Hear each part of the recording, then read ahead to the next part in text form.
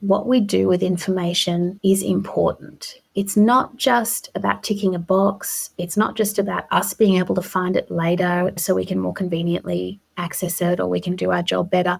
We have to think about the person, the community, or the environment at the end of the line of that information. This is KVCast. As a primary target for ransomware campaigns, is security and testing and performance and scalability. Risk and compliance. We can actually automate that. take that data and use it. Joining me today is Rachael Greaves, CEO and co-founder of Castlepoint Systems, and today we're discussing the state of play regarding records management. So Rachael, thanks for joining me back on the show and welcome. Thank you very much. Great to be back. So Rachael, let's sort of start with your view on the current state of play with records management. Perhaps maybe give everyone a bit of a background. I know it's not something that I often talk about on the show. I think we may have touched on it when you were last on, which was a while back. So it'd be great to get a bit of background from yourself. Yeah. Look, records management is kind of the new frontier in cybersecurity.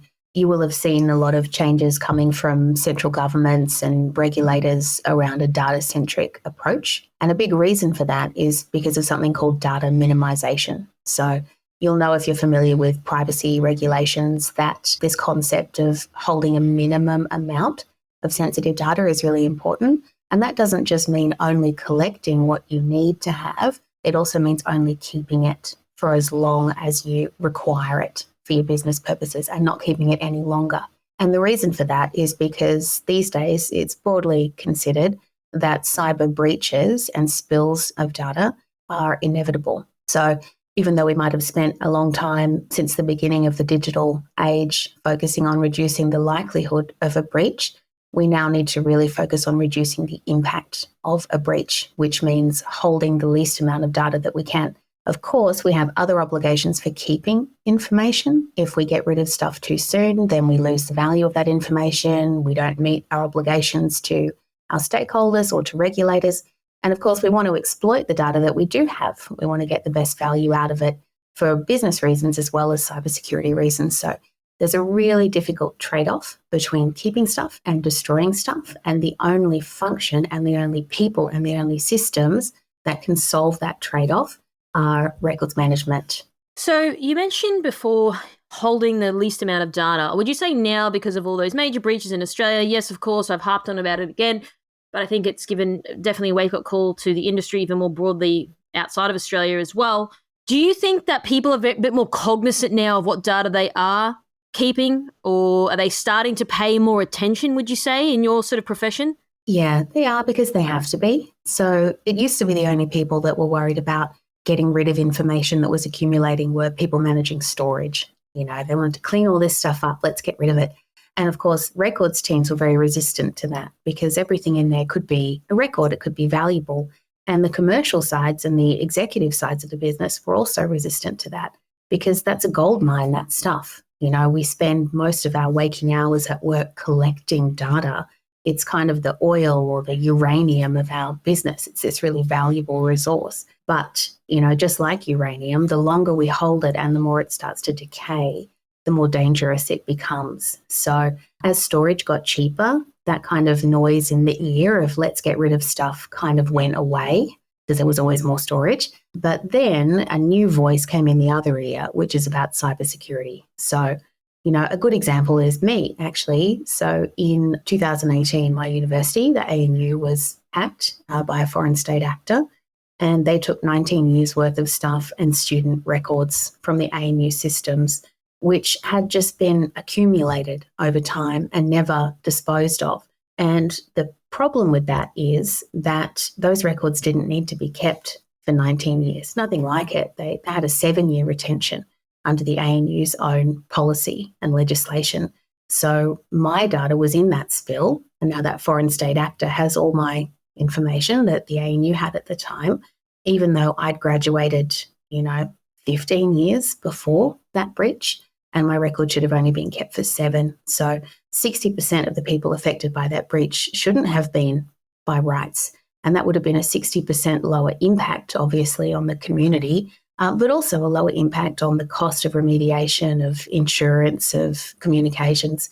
and the reputational harm would have been a little bit smaller as well. So they've effectively kept data for 12 additional years than what they needed to, from what you're saying. Yeah. So, okay, so how do you get to that state where, I mean, they're a big organisation. It's not like they've got, no budget for these types of things. I'm just curious to hear, like, from your point of view, how do companies get to the stage where they're like, wow, we're actually holding data that we don't really need to 12 additional years? How come no one's asking why this is a thing? Well, it's because it's really hard to get rid of it, and it has always been really hard to get rid of it.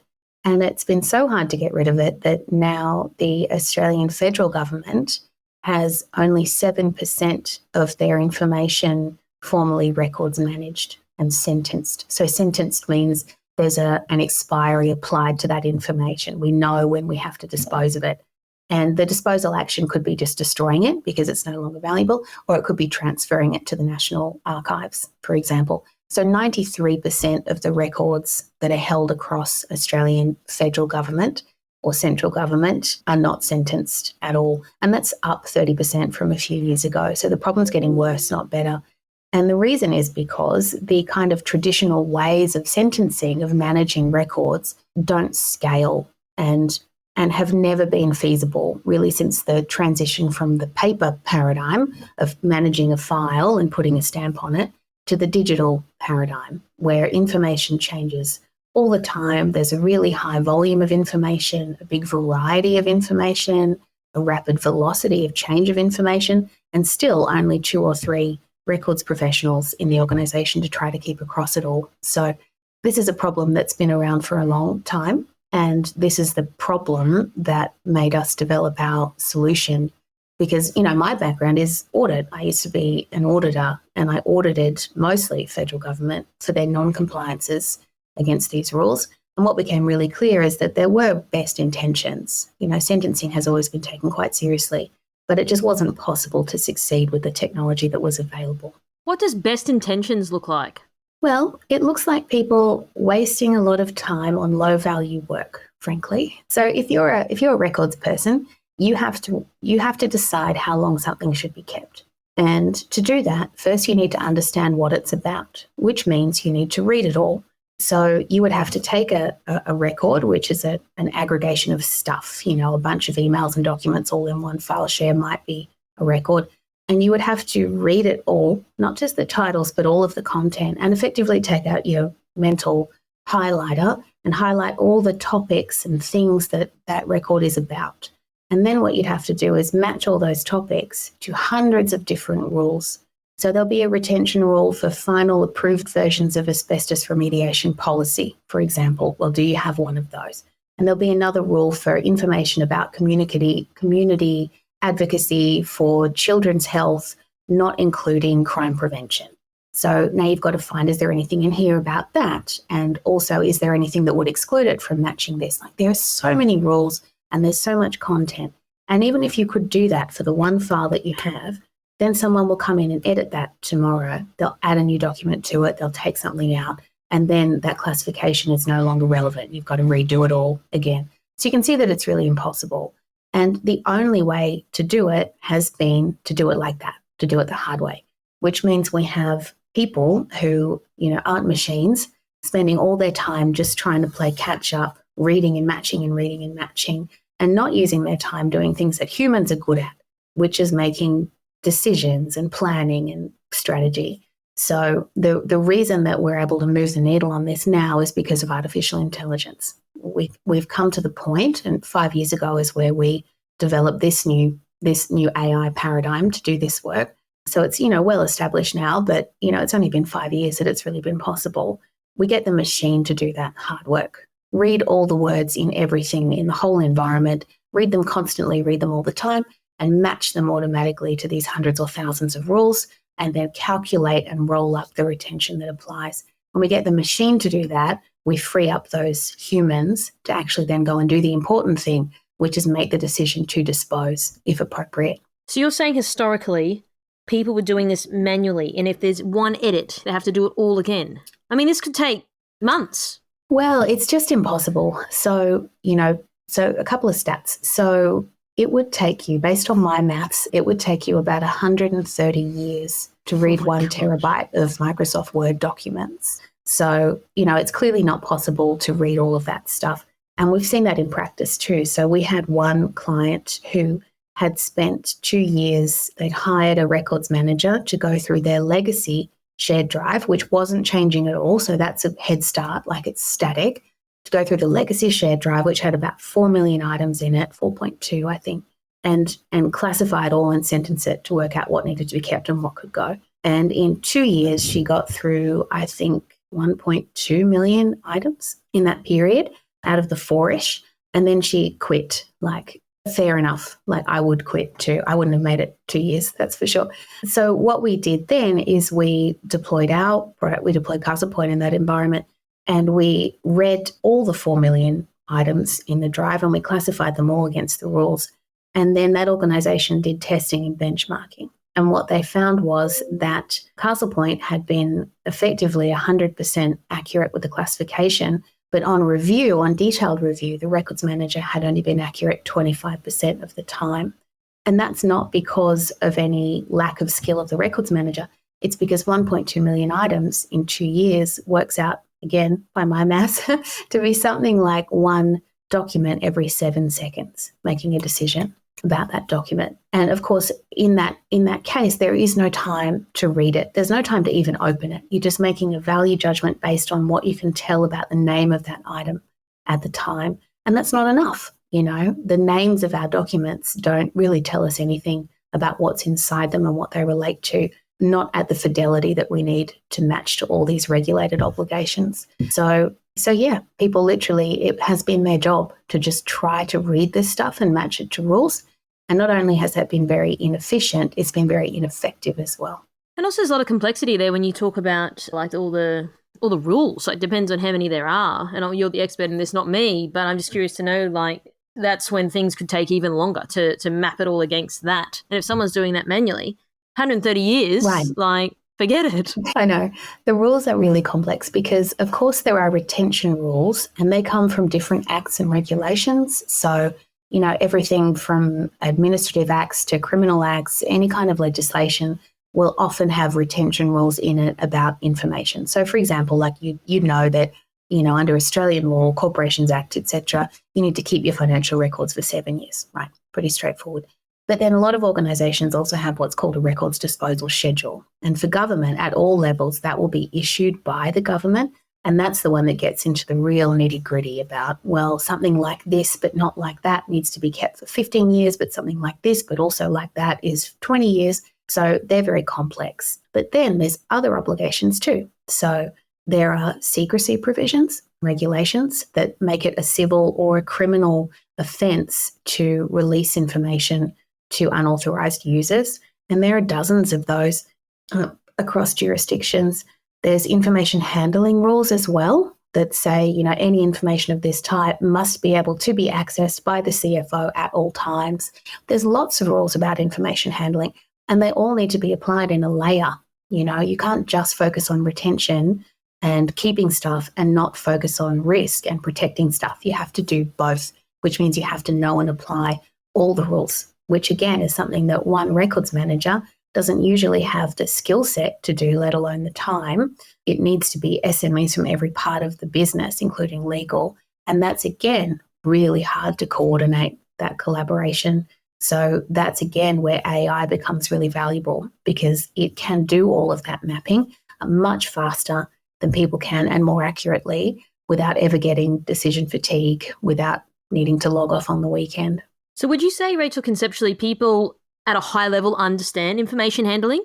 Or all those little things that you referenced before, like, yes, there's a 7 years, but then if it's this, it could be that, it could be 15 years, it could be 20 years. Like, there's all these little nuanced things perhaps that could create that decision fatigue. No, they don't understand, and they shouldn't realistically need to understand that. And in fact, the international standard changed recently to say that they shouldn't even know about that. So it's quite clear in the international standard for records management and governance that people in the organisation, punters, everyone who works there who isn't an expert in retention should not be allowed to apply retention rules and should not be involved in the process because it is a specialist activity. It's complex and it's a legislated activity. So what that means is that not only shouldn't we, from a business point of view, be putting the burden on users to understand these rules and apply them, we also shouldn't be doing that from a technical point of view. So IT systems that are requiring users to go and pick a classification or set a function or set a class on a record, not only are very inefficient and, again, even more likely to be inaccurate than the centralized control model, they're also non-compliant with the standard.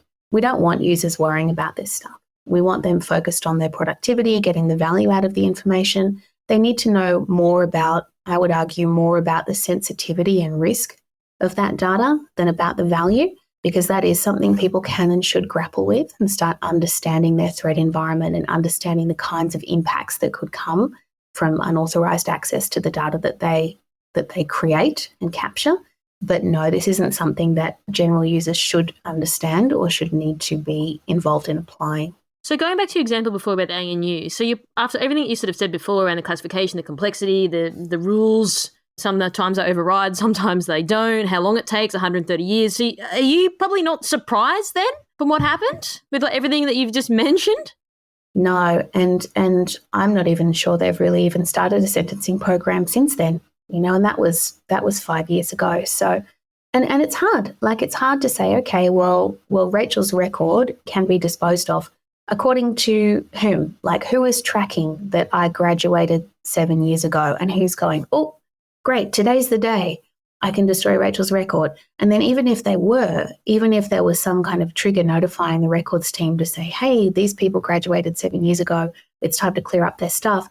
Their stuff is everywhere. There's emails in there about me. There's stuff from the student society, social clubs about me floating around. There'd be stuff on the file shares and the drives of all the different academics that I interacted with in that time. There would be my thesis is there somewhere. There'd be all my marking information somewhere. It's all over the enterprise.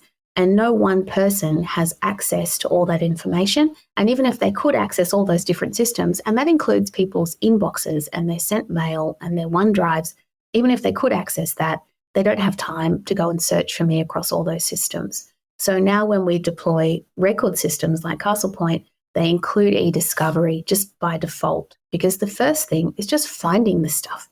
Where is it? And then the second thing is alerting on the stuff. So where is the stuff? What do we have? Who's doing what to it? What activities are happening on it? Because remember, even if I graduated 7 years ago, if I have interacted with the university in any way since then, that's going to reset the clock on that 7 years. So someone has to be tracking what happens in the life cycle of this information all the time as well. So we need discovery, we need audit, we need risk, because maybe they can't destroy my stuff. Because maybe I was a troublemaker, right? And maybe I was involved in some kind of, controversial activity and they need to keep my record a bit longer to manage their own risk. Or maybe I was involved in, maybe I was taught by an academic who later was audited and they have a different obligation to retain my stuff for an extra 15 years. Maybe there's a court case currently. Maybe there's some other activity. Maybe there's a freeze or a hold on records because of a royal commission or another inquiry. There's so many rules. So you can see why they would just default to just keep it. And that's what every organisation realistically has done and has been doing. And that's why the big lever is getting pulled by changes to the Privacy Act to say, well, guess what? There's no more just minimum retention. You must keep it for 7 years and then who cares? It's going to be maximum retention. And if you don't destroy something when it reaches its maximum retention, you need to justify why you've kept it. And that's completely flipping the paradigm. And that has to completely flip the approach to management. And again, without technology, there is no way to understand or apply that maximum. So this is the real, forward surge of AI being involved in records governance at this time. Yeah, and I guess going back to your point before around, we'll just keep it all. Well, it's if you destroy it too early and then some auditor comes in and it's well, where's the stuff? Oh, we destroyed it. Then that's another problem on its own. That's a big problem. In fact, that can be a really, really damaging problem. So when we get information wrong, it's not just, we get a slap on the wrist or we don't get 5 stars on our report, not even that we might get sanctioned by the government or by a regulator. people can be really significantly harmed. So, just some examples. When we hold a lot of information and we can't find it, people get deported and people die. So let me give you 2 examples. So I think I might have talked about Vivian Salon last time I was on, because she's kind of like the inspiration for why we even started this company. So the Department of Immigration in Australia had Vivian Salon's record in their record-keeping system. Vivian Salon is a very vulnerable woman. She was found with a head injury in a park in Lismore. She was mentally unwell, and she was deported by the Department of Immigration to the Philippines because they couldn't find her citizenship records in their record-keeping system. And she was left in the Philippines with no advocate. She was left in a home for the dying and destitute, being looked after by nuns. And she wasn't discovered and repatriated for literally years. And the day she was deported, her son had been left in childcare when she went missing and never picked up. And he was put into the foster system, where he remained even after she returned. So, and that's just because they did a search and they just couldn't find her, because the system wasn't designed to be discoverable. It wasn't designed to link information together. And that's one individual, right? And unfortunately, not just one. It's not just Vivian. The same thing happened nearly to Cornelia Rao, another Australian citizen, a vulnerable woman locked in immigration detention because they couldn't relate her records between systems. So these are 2 catastrophic outcomes for these 2 women and their families. But worse, here in the UK, which is where I am based, you'll remember the Manchester Arena terrorist bombing that happened here. Well, an inquiry found that there were 400 pieces of missed information in the policing databases about the perpetrator of that crime. And if they had been discoverable, which they weren't, then that event would have been prevented. Not could have been, but would have been averted. So, this is what happens when we don't manage information properly, when we just keep it all and we can't find it and we can't use it. On the flip side, if we get rid of it too soon, like you mentioned before, well, they did that here in the UK as well. So there's something in the UK called the Windrush generation, and that's the Caribbean migrants who came to the UK post-war. The first ship that came and brought them was called the Windrush. So all these migrants came and they didn't need to have papers. That was part of the policy. They just need, come here, be a nurse, be a bus driver, come and help grow the economy because you're part of the Commonwealth. Well, a few years ago, they introduced something called the Hostile Environment Immigration Policy here, and that changed the rules. And suddenly you can't rent a house, you can't get credit if you don't have proof, if you don't have papers. So even people who'd come and their grandparents had come back in the 50s suddenly now had to provide this information. Well, the only information that still should have existed to prove their right to remain in the country was their arrival cards, the little slips that came with them on the ships that got stamped, and they had been stored by the government here. Well, unfortunately, the government agency storing those in a basement needed to move premises and they didn't want to bring, so they justified destroying it. They said, it's personal information, so it's technically risky, even though it was locked in a basement, but still, it's personal information and it's reached its minimum retention, so we're going to destroy all these arrival cards. And they did, ostensibly for regulatory reasons, but actually because they didn't want to move them to the new building. And what that resulted in when this hostile environment policy came into force was no evidence left. It was all gone. It was destroyed. And dozens of people were deported. Elderly people, people that had lived here their whole lives were deported because of that destruction of information that should have been kept if they'd considered, again, the other rules, not just the one retention rule and the one privacy rule, but all the other rules and obligations that come under other legislation. So, these are the kind of things that can happen to humans, to people, vulnerable stakeholders in our community if we get data wrong. Yeah, that's nuts. That, especially going back to it wasn't discoverable. So it's like, we can't find you. Sorry, you're going to get deported. That just seems so rudimentary from where we are, as a society. Like, we can't find someone. Like, that's the part that I don't understand. Like, why don't we have a better system? Why don't we have a well-oiled machine? This isn't just this is people's lives. This is them in and out of the country. Yeah, it's really important. And it's hard. I get that it's hard. but it isn't that hard anymore. Like, not now that we have AI to do this. It used to be too hard. So when I used to audit, I would fail. I really probably failed everyone that I ever audited because they couldn't do these fundamental things like find their information, manage their risk, manage their value and retention. Again, not for want of trying, but they just couldn't succeed. So what the problem I had as an auditor was I could fail people, but what you're supposed to do as an auditor is then provide a recommendation.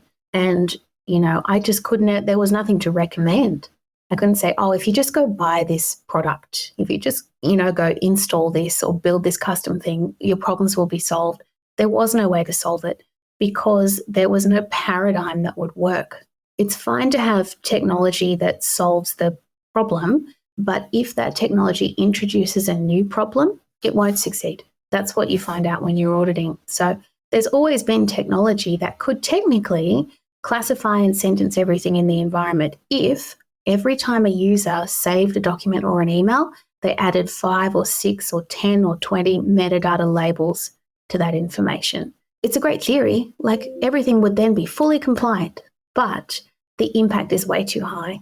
It doesn't succeed, it never has. So what you have to do, and what we did, was say, well, we need a new way to do this. We need this approach where we have full coverage, so we're managing all the information in all the systems all the time, cloud, on-prem, structured, unstructured.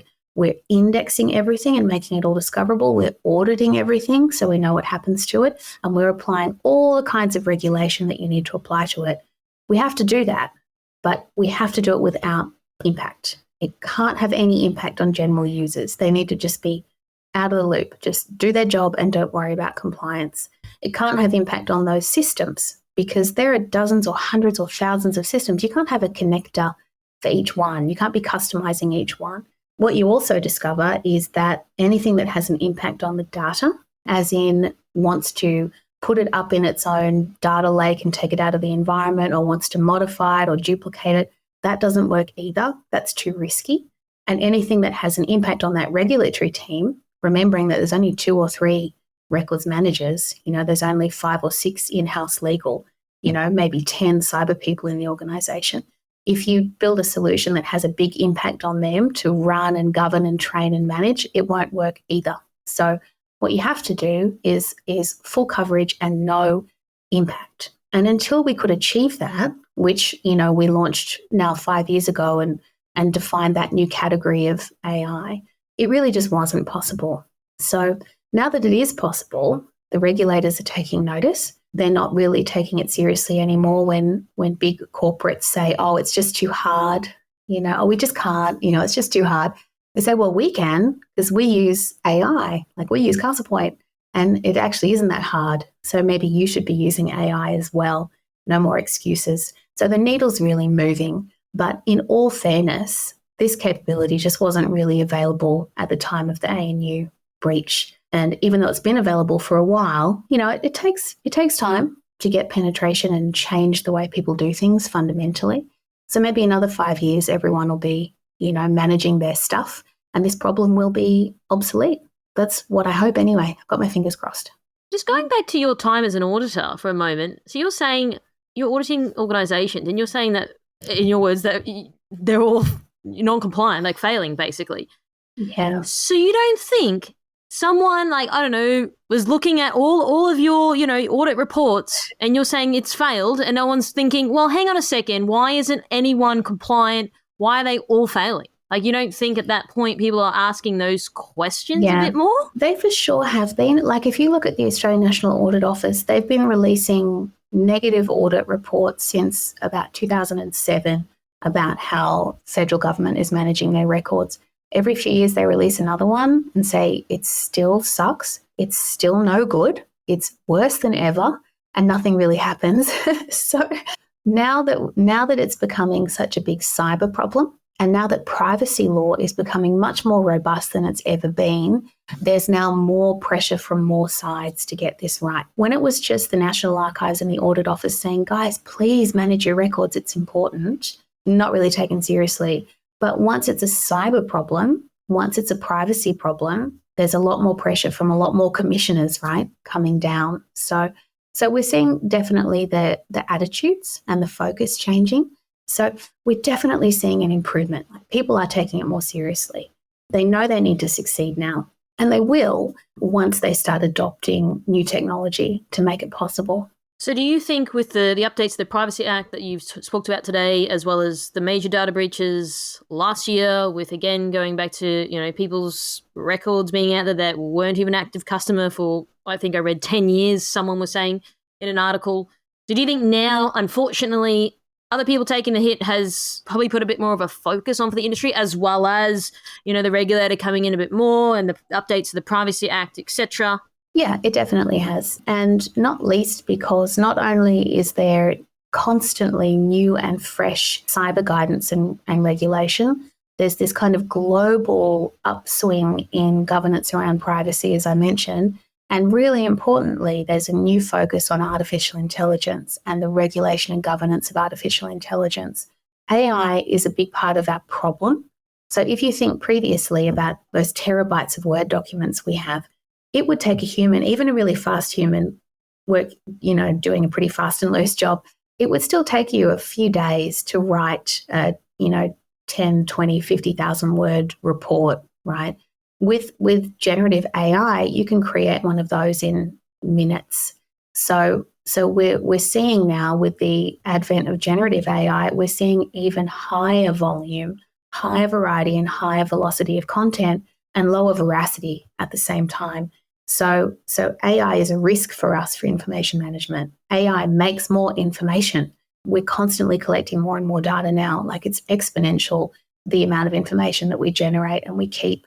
So regulation is being introduced. The EU AI Act, the Ethical AI Act in the EU, will probably be the first one to be, formally written into law.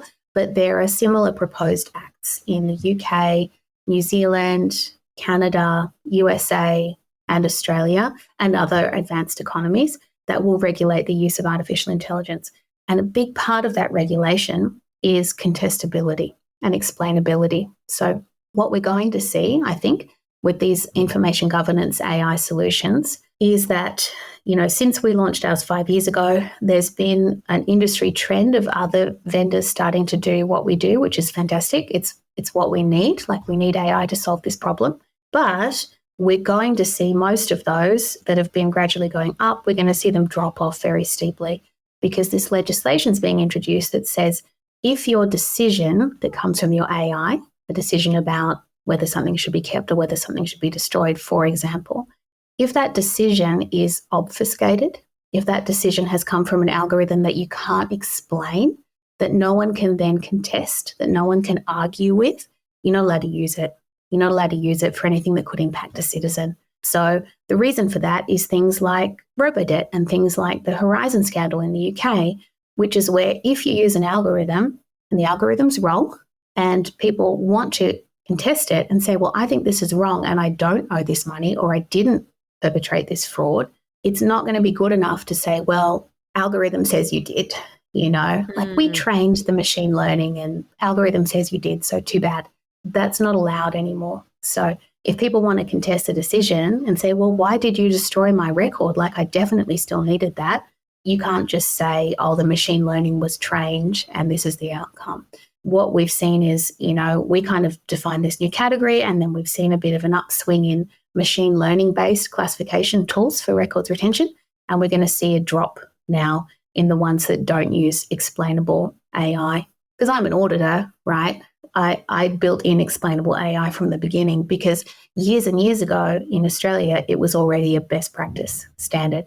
It's just now it's become law. So we're okay, but we're going to see a big change in how artificial intelligence is used, because if that AI is not explainable and therefore not contestable, it just won't be allowed to be used for regulatory purposes. So hypothetically, if it's like, okay, KB, you owe some money, and I'm like, no, I actually don't believe that I do, I could contest it, and if there's nothing, the algorithm can't be justified, what happens then? Totally. Well, they can't enforce it. They can't uphold it.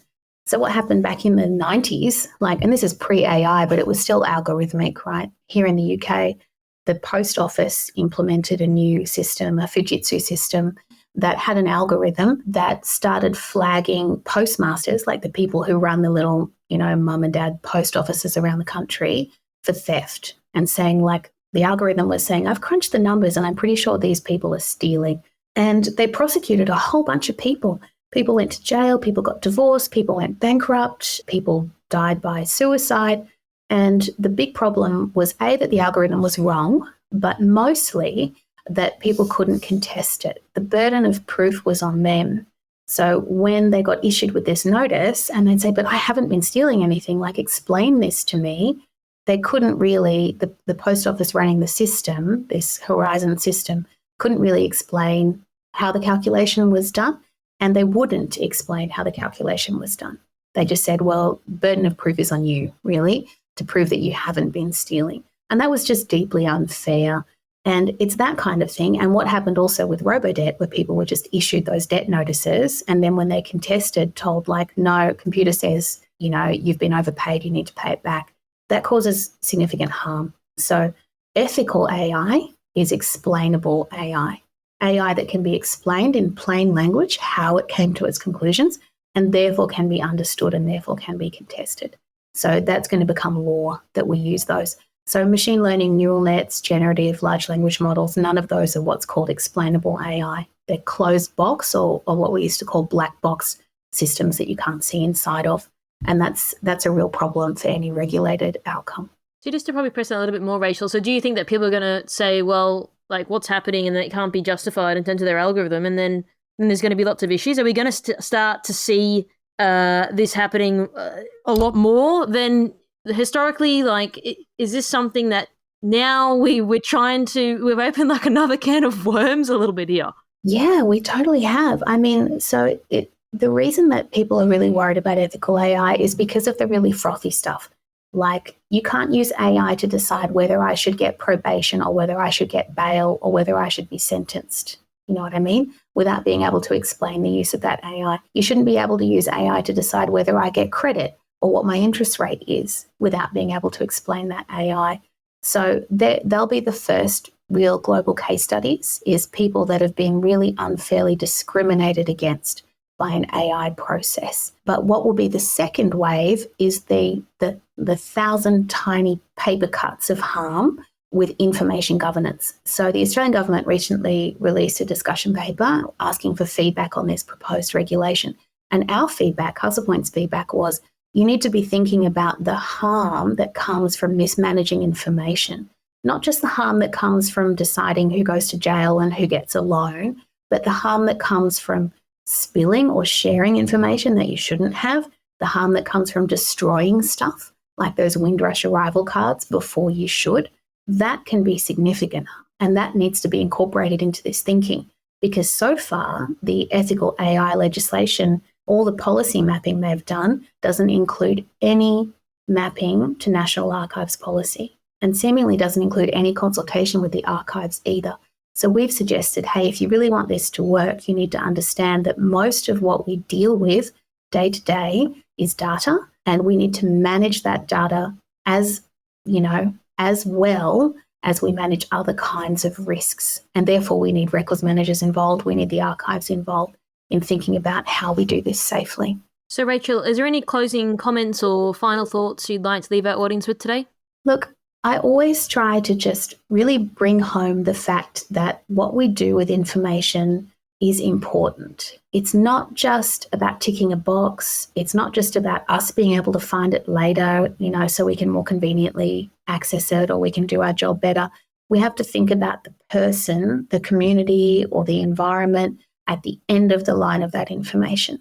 If we mishandle that information, what can happen? What will the impacts be? Not just on us and our job performance, not just on our audit findings, but on humans in the community. And like I said before, we definitely need people thinking about that harm from a cyber point of view, like, oh, should I be protecting this? What could go wrong? But we need them thinking about that from a life cycle point of view as well. If I delete this, then what? If I keep this forever, then what? So we need organizations, boards, executives thinking about the impact and the risk of data.